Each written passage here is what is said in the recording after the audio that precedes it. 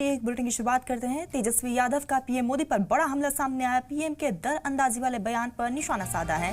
PM को घुसपैठियों को बाहर निकालने से किसने रोका है? तेजस्वी यादव ने कहा 11 साल से पीएम क्या कर रहे हैं?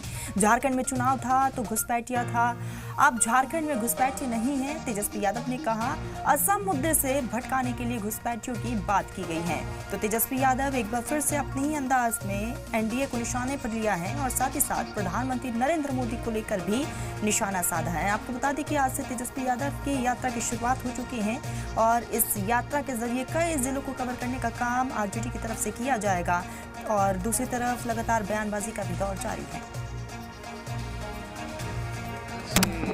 आप कर क्या रहे थे प्रधानमंत्री रहते हुए? आपका बिहार में 20 साल से सरकार है, क्या कर रहा था? जरा हमको भी बताओ कौन है घुसपैठिया, जरा कोई तो अब तक चिन्हित तो किया गया होगा ना, जरा बताएं। केवल चुनाव में भाषण देने से नहीं। अभी झारखंड में चुनाव था तो वहां घुसपैठिया था, अब घुसपैठिया नहीं है। अब वहां जाकर के घुसपैठिया के बारे में बोल रहे हैं।